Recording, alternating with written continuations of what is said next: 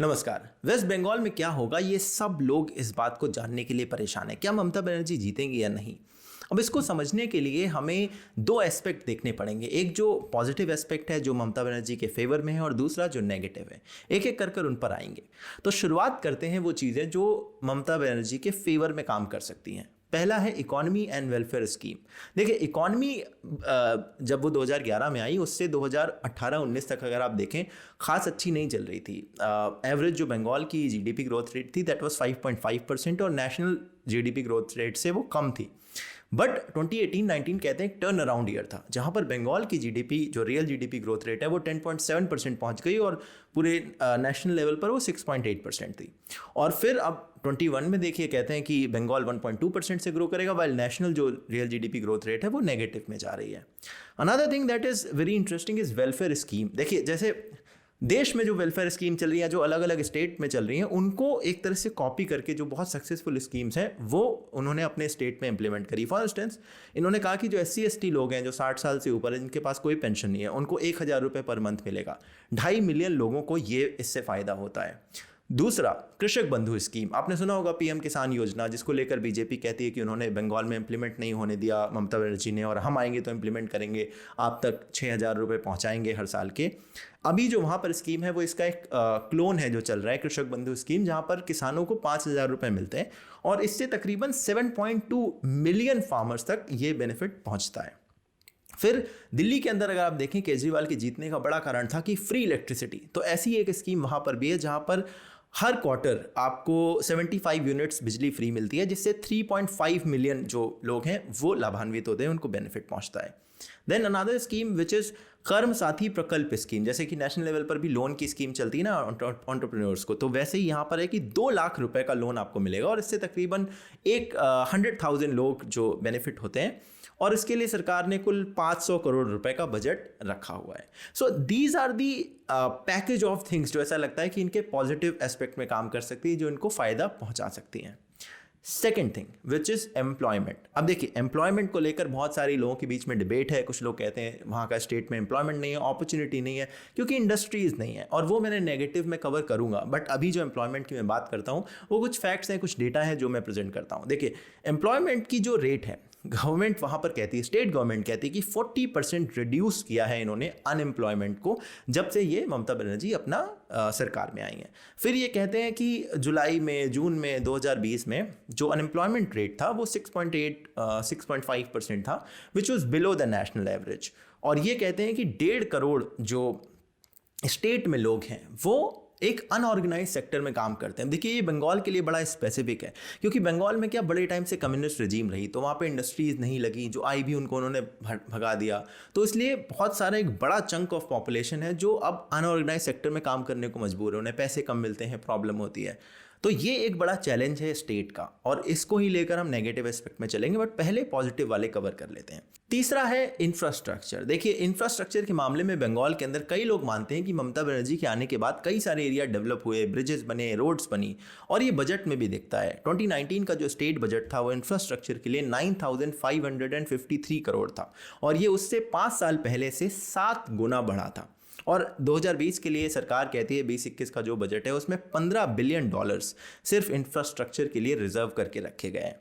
अच्छा, चौथा पॉइंट है जो इनके पर्सोना से रिलेटेड है, जिस तरह से कम्युनिकेट करती हैं। खासकर अगर आप ध्यान से देखें तो PM मोदी की जो कम्युनिकेशन है वो भी बड़ी ग्रास रूट लेवल पर होती है। उनका भी जो पूरा ऑर्गेनाइजेशनल स्ट्रक्चर है बीजेपी का, वो भी बड़ा ग्रास रूट लेवल है पूरे कंट्री में, और उसी तरह का कुछ स्ट्रक्चर है TMC के पास, जो कि स्टेट के अंदर ऑपरेट करता है। प्लस जिस तरह से वो कम्युनिकेट करती हैं, जिस तरह से वो लोगों तक बात पहुँचाती हैं, जब स्टेज में बात करती हैं।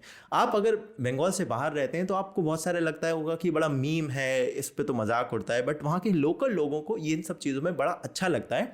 They like this. अब हो सकता है ये उनका पब्लिक पर्सोना हो सकता है, प्राइवेटली अगर आप उनसे बात करें तो बिल्कुल अलग तरह से बात करती हूँ, but publicly there is something about her, there is a sort of charm around her जो लोगों को पसंद आता है।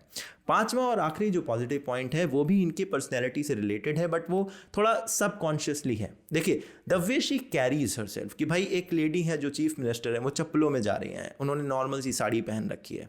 और अगर आप इसको कॉन्ट्रास्ट करके देखें, क्योंकि इंडिया में ये चीज़ें बहुत नोटिस होती हैं, यूपी के अंदर मायावती भी चीफ मिनिस्टर थी आज से 5-10 साल पहले, और उन्होंने अपनी मूर्तियाँ बनवानी शुरू कर दी, अपने इलेक्शन का जो सिंबल था वहाँ उन्होंने हाथी बहुत सारे लगवा दिए, काफ़ी कुछ करा अपने आप को ग्रैंड्योर वे में दिखाने के लिए। People in India don't appreciate this. लोगों को पीएम मोदी में एक चीज़ जो बहुत सारे लोग पसंद करते हैं वो ये है कि वो पीएम है, अपने फैमिली के लिए बहुत कुछ कर सकते हैं, बट वो नहीं करते हैं, ऐसा वो दिखता है लोगों को। तो लोग कहते हैं कि इट्स वेरी गुड, और वही कुछ कुछ यहाँ पर भी नज़र आता है। लोग कहते हैं कि देखिए वो अपने लिए बहुत कुछ नहीं करती है, पर्सनली वो अपने आप को बहुत ग्रैंड्योर वे में नहीं दिखाती हैं। So that is something that can work in favour of her. अब ये तो बात हो गई जो पॉजिटिव चीज़ें। नेगेटिव एस्पेक्ट के बारे में बात करते हैं जो टीएमसी के लिए हो सकता है नेगेटिवली काम करें। जैसा कि मैंने कहा था जब जॉब्स की बात कर रहे थे, लैक ऑफ इंडस्ट्रीज है पहला नेगेटिव पॉइंट। देखिए जब लेफ्ट का रूल रहा बंगाल में इतने लंबे समय तक, कम्युनिस्ट रिजीम रही, तो इंडस्ट्रीज़ को इन्होंने बंगाल से बाहर भगा दिया, और उसके चक्कर में हुआ ये कि 97% डिक्लाइन रहा है इंडस्ट्रीज़ में 2010 से 2013 के बीच में। 11 में ममता बनर्जी आ गई थी, वो इस डिक्लाइन को रोक नहीं पाई, क्योंकि एक बहुत लंबा रिपल इफेक्ट था जो पहले से चलता आ रहा था। तो जो लोग जा रहे थे वो जाते ही रहे, और ममता बनर्जी का भी कहते हैं कई जगह हाथ रहा है, जैसे कि टाटा नैनो की वहाँ पे फैक्ट्री हटना, उसमें भी एक तरह से इन्होंने लीड करा था इस मूवमेंट को, rather attracting industries. She was also the face, trying to be the face of people, और उसके जरिए वो इलेक्ट होकर भी आई थी। दूसरा एस्पेक्ट है लॉ एंड ऑर्डर का। देखिए 2018 में एक आर्टिकल पब्लिश हुआ था जिसने बताया कि 2011 और 2014 के बीच में जो 20 इंसिडेंट्स हैं कम्युनल वायलेंस के जो यहाँ पर हुए, और जो कहीं ना कहीं हाथ से निकल गए। 2016 में एक आर्टिकल पब्लिश हुआ जिसने 2015 और 16 के बीच में इंसिडेंट्स बताए वायलेंस के, और वो अपने आप में इतनी बड़ी लिस्ट है। इसके अलावा और भी आर्टिकल्स हैं जो बताते हैं कि ऐसे ऑपोजिशन पार्टी के लीडर, जैसे कि बीजेपी के लीडर, हर महीने 1 या 2 बीजेपी के लीडर का मर्डर वहाँ पर हुआ है। यही सेम चीज़ अमित शाह भी कोट करते हैं जब वो कहते हैं कि तकरीबन 300 बीजेपी वर्कर्स मारे गए हैं इन पास्ट 9 मंथ, और ये बात उन्होंने दिसंबर 2020 में कही थी। तो लॉ एंड ऑर्डर और वायलेंस का इशू हमेशा से इस स्टेट में पहले भी रहा है जब ममता बनर्जी नहीं थी, और उनके आने के बाद भी ये कंट्रोल में नहीं हुआ। इसके अलावा आप इलेक्शन के अंदर अगर आप देखें, 2018 के अंदर जो पंचायती राज इलेक्शन हुए थे उसमें इतना बड़ा सेट ऑफ सीट जो थे वो अनकॉन्टेस्टेड थी, जहां पर टीएमसी जीत गई, जिसको लेकर सुप्रीम कोर्ट ने तक कहा था कि हम इस बात से शॉक्ड हैं कि ऐसा कैसे यहां पर हो रहा है, और ये सिर्फ 2-3 साल पुरानी बात है। तो ये एक बड़ा इशू है जो इनके लिए नेगेटिवली इनको इम्पैक्ट कर सकता है। तीसरा पॉइंट है सिंडिकेट राज का। देखिए राजारहाट और जो सॉल्ट लेक एरिया है कोलकाता में, वहाँ पर ये चीज़ शुरू हुई थी 2000 के आसपास जब लेफ्ट की सरकार थी। उन्होंने क्या करा था कि जो अनएम्प्लॉयड यूथ थे उनका एक सिंडिकेट बना दिया था। ये सिंडिकेट क्या करता है कि अगर आपको मान लीजिए कंस्ट्रक्शन करवाना है अपने घर का, तो ये एक मार्केट में स्कार्सिटी पैदा कर देगा कि आपको सामान कहीं नहीं मिलेगा, फिर आपको फोर्स किया जाएगा कि आप उस इंसान से सामान खरीदें जिससे ये लोग चाहते हैं। अब ये पूरा का पूरा सिंडिकेट लेफ्ट राज में पैदा तो हुआ, बट ये टीएमसी को अब सपोर्ट करने लगा है क्योंकि वहाँ पर टीएमसी की सरकार है, इसीलिए सरकार भी इन्हें पूरी तरह से हटा नहीं पाई है और उसके लिए ज़्यादा कदम नहीं उठाए। इस पर इंडिया टुडे ने एक बड़ा इंटरेस्टिंग आर्टिकल लिखा था, आप ज़रूर उसे पढ़िएगा। इसके अलावा जो 2018 का मैंने चुनाव बताया जहाँ पर अनकॉन्टेस्टेड टीएमसी के लोग जीत गए, कोई दूसरा खड़ा नहीं हो पाया, उसमें भी लोग बताते हैं इस सिंडिकेट का बहुत बड़ा योगदान रहा है, और इस सिंडिकेट से जो वहाँ के नॉर्मल लोग हैं उनको अब तकलीफें होनी शुरू हो गई हैं।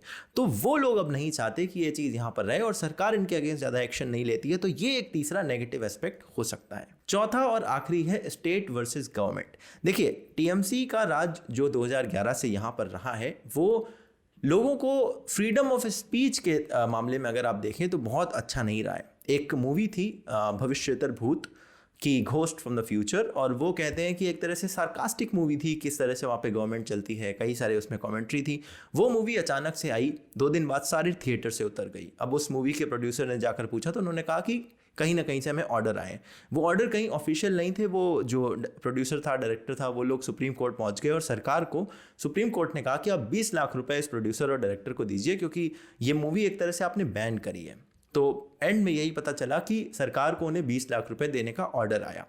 तो ये इस तरह के जो बैन लगाए जाते हैं, या फिर किसी ने मीम बनाया वहाँ की चीफ मिनिस्टर पर, उसे अरेस्ट कर लिया गया, इस तरह की जब खबरें निकल कर आती हैं तो लगता है कि स्टेट का जो रिलेशन है पीपल के साथ में वो बड़ा फ्रेंडली नहीं है। मतलब फ्रीडम ऑफ स्पीच जैसी चीज़ें वहाँ पर दिखती हैं कि कम हो रही हैं। ये सारी चीज़ें मुझे ऐसा लगता है कि नेगेटिव एस्पेक्ट में काम कर सकती हैं। अब टीएमसी जीतेगी या नहीं, इस बात पर डिपेंड करता है कि इनके पॉजिटिव्स और नेगेटिव्स में कौन हावी होगा। जो हावी हो जाएगा वही फैसले में दिखेगा।